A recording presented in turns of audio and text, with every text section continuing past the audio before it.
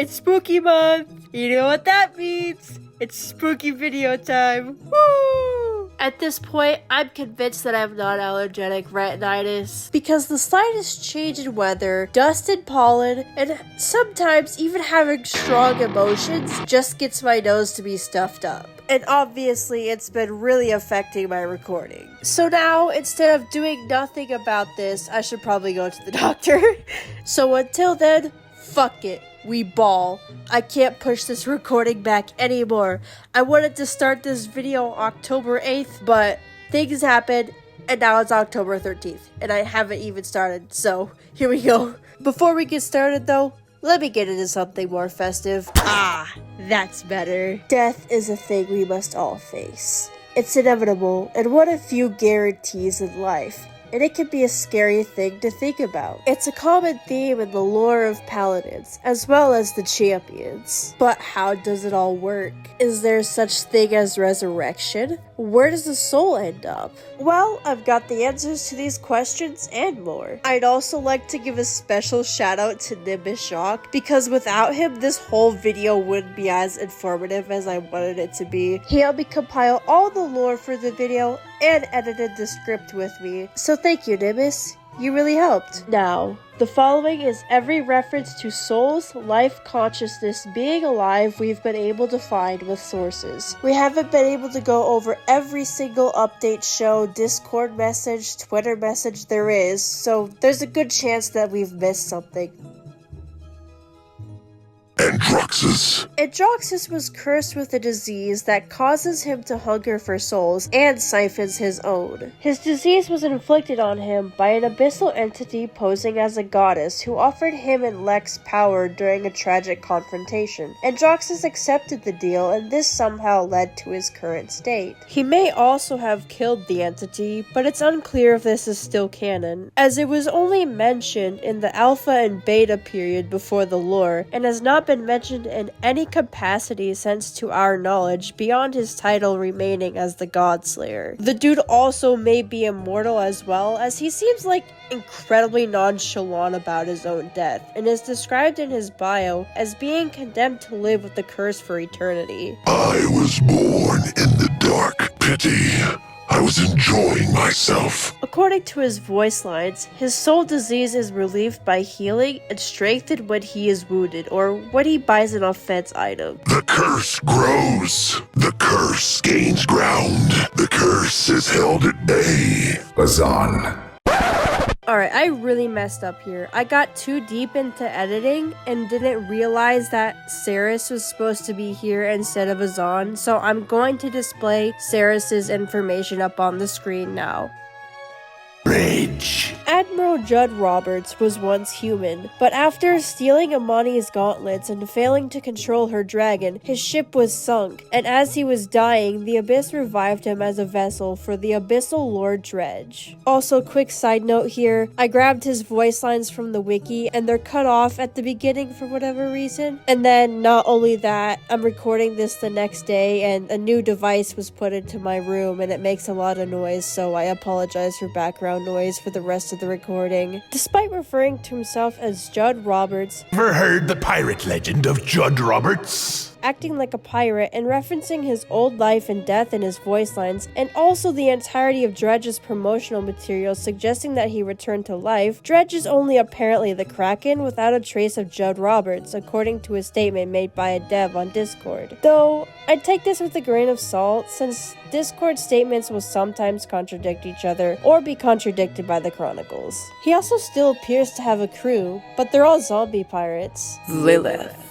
In life, Lilith was a border lord, but would later be gravely wounded in a border incursion by resistance fighters and was seemingly on the brink of death. However, the Abyss reached out to her and gave her the Heart of Crimson, and also revived her as an abyssal vampire. Her cards seem to tell a slightly different story, but all of her sources of lore have gone with what her bio says, so that's most likely to be canon. She also has mastery of blood magic, possibly through the abyss, which allows users to revive the dead and bestow immortality, but at a great price, possibly of vampirism and or making a deal with the abyss. Her bio also implies that she wants to spread her vampirism around the realm. Terminus. Alright, who on the wiki is in charge of Terminus? I can't use any of his voice lines because they're the wrong file type, and not only that, nobody cared enough about default Terminus to put his voice lines on YouTube, so this section won't be having voice lines. Terminus is a Sagala who was shattered by Ash during the Crystal Wars. He was brought back via dark sorcery and unstable magic crystals that has been confirmed to be abyssal magic. He doesn't seem entirely unaware of his surroundings because he recognizes and dislikes Ash. He also seems satisfied if he kills her. He seemingly recovers some of his own personality and self-awareness after dying or after killing Inara, though he also expresses unwavering loyalty to the magistrate and an eagerness to destroy, so there's still a personality in there, it's just not his own. He also really can't die either. He wishes for a death, but it'll never come because he's constantly being resurrected by Corvus. Omen.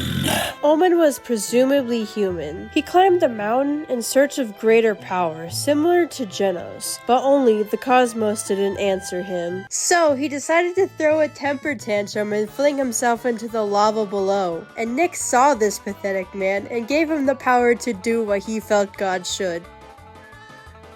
And also a garter belt with thigh-high stockings. You're welcome. Wait a minute. Omen's design is so thunder brush coated. What the fuck? Wait a minute. It all makes sense. Jokes aside now, it seems he still remembers his past life and cringes at it when he thinks about it. Push it back. Push it back.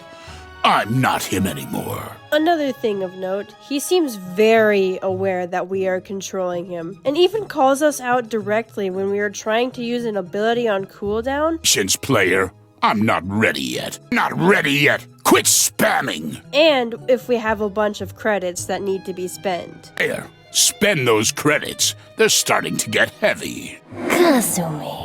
Kasumi was human during the prehistory years of Paladins. However, she was first betrayed by a house meant to protect, then by a family with barren hearts. It's unclear what her third betrayal was, but it's assumed that it led to her death, and to her becoming the vengeful spirit that she is today. More details are given in dev comments made during a Reddit AMA, where it is said that the house supposed to be protecting Kasumi was also supposed to be protecting other people as well, and that you don't want to know how Kasumi actually died, sad face, which to me just sounds like they don't know themselves. Her teasers mention that she haunts the forests of the farthest reaches of the realm in an unspecified people's ancestral lands. And she could also possibly haunt the Temple Isles region since her trailer takes place there, but her cards depict a different Japanese-inspired region. Another noteworthy thing that I noticed is in some of Kasumi's cards, they seem to depict her turning other people into ghosts or otherwise attacking their souls. It also took me an embarrassingly long amount of time to realize that her bird was also a ghost. Corvus. This dumb, stupid idiot thinks that he can control the Abyss and is responsible for giving the Abyss a body and unleashing Rom on the realm. Though, I guess I should give him some credit. He is the only person in lore who has been shown to use abyssal magic without getting hopelessly overwhelmed. But that's all I can really think about, to be honest. At some point in his story, Seven would be sent to kill him, and he would succeed. However, Leon saw Corvus's value in the new magistrate and decided to call on Lilith for a favor. She would revive Corvus with blood magic, and now he's presumably in the magistrate archives and is the leading expert on the Abyss.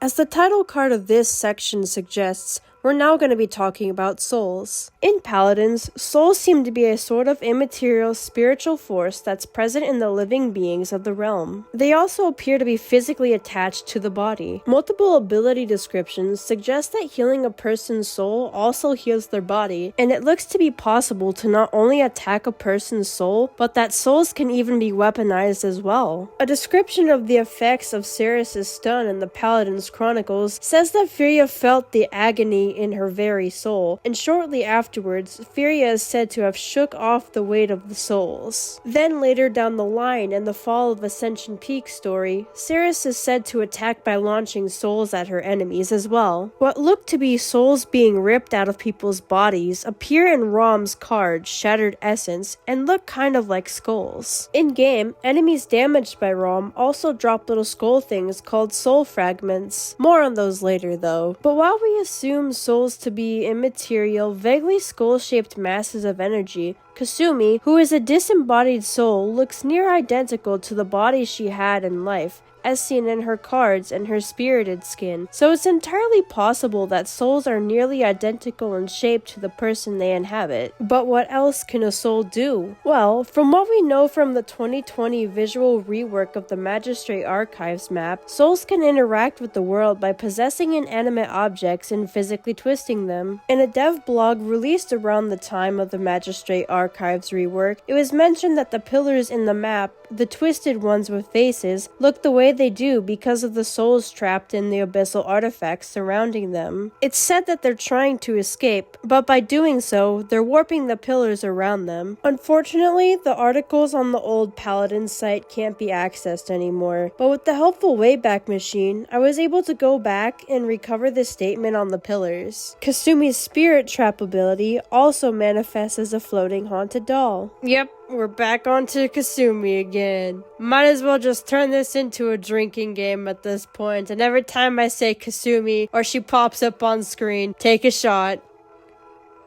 Please don't actually do that. Judging by Kasumi and her abilities, souls appear to also be able to be capable of combat and have abilities such as floating and becoming ethereal. Some, like Furia, can look into a person's soul and seemingly learn things about that person. I will look into your soul.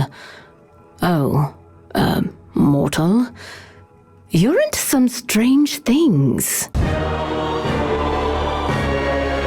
Oh, mortal? As mentioned before, souls can be shattered and fragmented by damage to the body, at least by abyssal weapons, and it's unknown whether this type of injury can be healed by itself, so it's best to be careful when dealing with abyssal creatures. Speaking of abyssal creatures, the concept of soul fragments connects us to the abyss. The abyss loves souls, so much so that the creatures of the abyss will go out of their way to obtain them from mortals. They also seem to consume them, with Rom mentioning in his voice lines that he wants souls and talking about eating them. Give me your soul!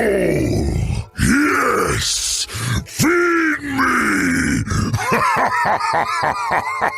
Get this man some water. Also, according to old Trials of the Realm location descriptions, there are so many souls in the abyss that ships can sail on them, that there are entire seas full of, or even possibly made of souls. Ceres can gather souls in her orb and manipulate them as energy to open an abyssal rift. Every time a portal to the abyss is mentioned or described in the chronicles, souls are said to come pouring out. The abyss is filled with souls. Keeping with the theme, some powerful abyssal creatures even appear to have increased control over souls. In addition to Rom ripping the souls from other people's bodies in his cards and gameplay, he can also use the previously mentioned soul fragments to create soul armor for himself. In the chronicle, Burrowed Within, a wounded Rom is described as having souls falling off his skin. Consuming souls also seems to heal abyssal creatures as well. While abyssal entities primarily practice eating souls, under certain circumstances, other creatures who have been affected by the abyss can also do it, as seen by Androxus and his disease, or curse, or whatever the devs decide to call it each time it's mentioned. I'd also like to give a brief touch on spirits and the undead. We see spirit figures on other champions' cards. Why are you yawning so damn loud? We see spirit figures on other champions' cards, and some champions utilize spirit magic as well. Grover is said to be the embodiment of nature in spirit form, and claims that they do not rest. Io's fox Luna has also been described as a spirit as well. But overall, not much is said about spirits. The title is usually given to spirit-like beings that lack connection with the Pyre and Abyss. It's not exactly known how spirits play a role in magic, but we do know that they do, since multiple champions such as Gronk, Maldamba, and Ray will talk about spirits and their effects or use spirit-related magic to heal others. Ray uses this kind of magic to link her own spirit to others for positive or negative effects, and Gronk uses it to become ethereal for a short period of time. This next part is my own speculation, so bear with me. To me, spirits are beings that once lived in the realm and, well, died. They could have had a connection to Wakono, the patron of Maldamba, who is a Skadron deity. Maldamba talks about spirits often in his voice lines, and seems to hold a deep respect for them, if not outright worship them. It is not my will to harm you.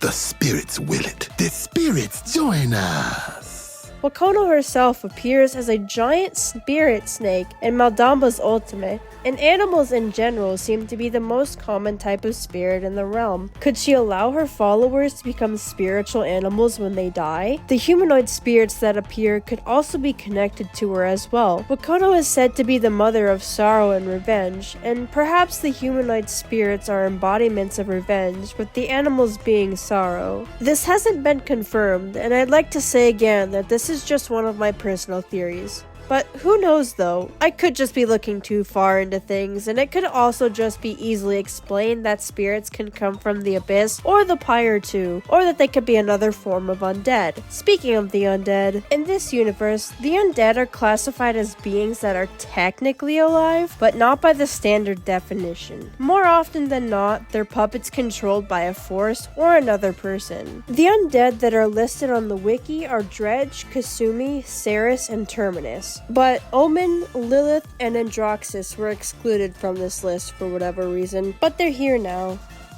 Given what we know about dying now, it seems like dying and becoming a soul in the Paladins universe isn't so outwardly bad on the surface. You could still interact with the world and be healed, so it can't be all bad, right? Well, that's not entirely true. If someone were to die and remain in the physical world, it would be most likely because they have a strong, all-consuming desire for something like revenge keeping them there, as shown by Kasumi. It's unclear if other strong feelings have the same effect as a desire for revenge, and even then, it's clearly uncommon for a soul to stay in the physical realm if Kasumi is noteworthy. So, what happens to souls unable to remain in the physical realm? They may find themselves in the abyss. Revisiting the Fall of Ascension Peak Chronicle, a tomb underneath the mountain is described as being full of abyssal energy and despairing souls. The Fields of Strife are said to hunger for those who have encountered the abyss, and that, while he hasn't gone there yet, Lex likely will in the future. So it's possible that all souls end up in the abyss, wallowing in the seas of despair, adrift with the other anguished souls, getting swallowed up by hungry abyssal creatures and tossed around by the ships of Admiral Dredge. If they're unlucky, their souls will be put in the Fields of Strife, where they'll endure endless battles and be broken down repeatedly by Rom. Aside from a reference to praying to the pyre to your soul to tend, there are no mentions of souls going to the pyre, which is the counterpart of the abyss. If everyone goes to the abyss, it doesn't matter if you were good or bad in life, and there doesn't seem to be a way to change your fate unless you try to find a way to become immortal or undead. And wouldn't you know, a few religions in the realm claim to offer just that, so let's talk about them.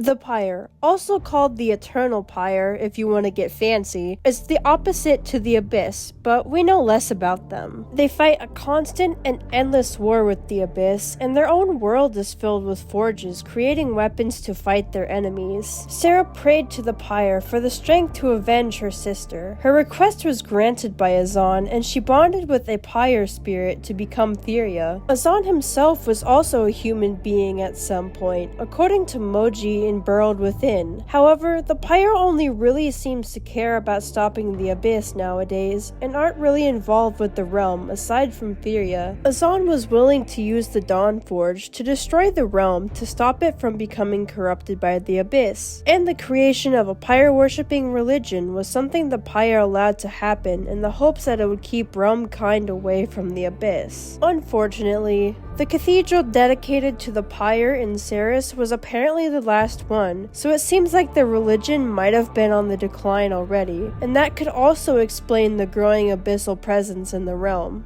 Azan additionally is known to bestow certain devoted individuals with fragments of his power to enforce his will when the pyre needs troops on the ground to protect sacred sites. But those who undergo this seem to be different from Viria. Those who have received portions of Azan's power are called arbiters, and those serving the pyre as warriors who are on the road to becoming arbiters are called acolytes. Merging with the pyre spirit seems to be quite rare, and those who do gradually lose their own identities, blending with the spirit into something new and unlike both. Now, we've already gone over the Abyss, but Abyss worshippers exist as well. A noble cult once lurked on Marauder's Port, but all mysteriously disappeared one day, causing honest citizens to flee. Other cults are present in the corners of the realm as well, preying on the weak and those in despair, promised hope beyond their mortal suffering, if only they'll give themselves over to something otherworldly, sacrificing their original species and identities to the causes of the Abyss. Some seek salvation among the stars. Genos was one of these, and he became a god, ascending to the cosmos. However, in the old fight of the Shattered Desert story, Firia claims that cosmic powers are no gods, and Genos agrees with her. Additionally, while Genos offers salvation to his followers in his voice pack, we don't see anyone else ascending. In fact, we arguably see the opposite in the aforementioned Chronicles tomb scene, where the tomb is said to be full of fallen belief, of the souls who failed like Omen did, and seem to also seek revenge. The other major group of cosmic worshippers, Io's followers, don't seem to have any lore relating to death or an afterlife. Still, Genos did ascend, so it is possible to achieve immortality and demigodhood through this method, however rare. The Squadrons also have their own gods, but we haven't heard anything regarding an afterlife from them either, at least not yet. Wakono is currently the only one with a name, but hopefully this will change and we'll get more lore regarding the Squadron in the future. There are also allusions to other religions. Vatu and Rei can both be seen praying. Tyra frequently mentions unspecified gods, and Anara reveres something called the Mother, but we don't know enough about any of these to come to any conclusions. So, by the looks of things, there are ways to achieve immortality in the realm, but they're not easy paths to take, or without consequences. But as long as you're a main character in the Paladin story, you'll be fine, because you'll have plot armor. And if you do end up dying, Lilith can just resurrect you, though at the possibility of becoming a vampire afterward. Wait. Does that mean Anyway, I actually had fun making this video, even if I had a few hiccups along the way, and that I was tired for a good portion of this video, but I'm glad I was able to get it out on time. I was really thinking that I wasn't going to be able to because of the amount of delays that I had during production. It honestly scared the crap out of me. I'd also like to do more lore related videos in the future, so I hope you guys enjoyed this video and have a good Halloween. Now, if you made it to the end of the video, enjoy some bloopers.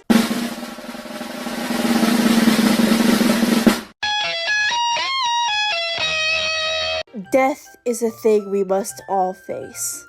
It's inevitable and one of few guarantees. Despite referring to himself as Judd Roberts, acting like a pirate and referencing his old life and death in his voice lines, and also the entirety of Dredge's promotional material suggesting that he returned to life, Dredge is only apparently the Kraken without a trace of Judd Roberts, according to his statement made by a dev on the Discord. I have to record that line. Fuck me, bro. Terminus is a Stegala who was shattered by Ash during the Crystal Wars and brought back via dark sorcery and unstable crystal. Terminus is a Stegala who was shattered by Ash during the Crystal Wars and brought back Oh shit, I forgot what I was gonna say. It's unclear what her third betrayal was, but it's assumed that her She would revive him with her blood magic, and now he's presumably in the Magistrate Archives. In Paladins, souls to be oh my goodness, to beam. In Paladins, souls seem to be some sort of immaterial force. I forgot spiritual. In Paladins, souls seem to be... Fuck, dude, what the hell? I have a script, it's right in front of my face. Ah! My brother, can we pause, my brother? Please. Why is it being a bitch? Why do you exist? God damn it, pause! Sarah prayed to the pyre for strength to avenge her event. The other major group of cosmic worshippers, Io's followers, don't seem to have any lore relating to death or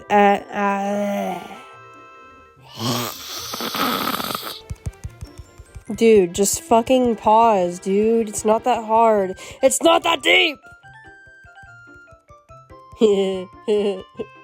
Stop. You're ridiculous. I like you.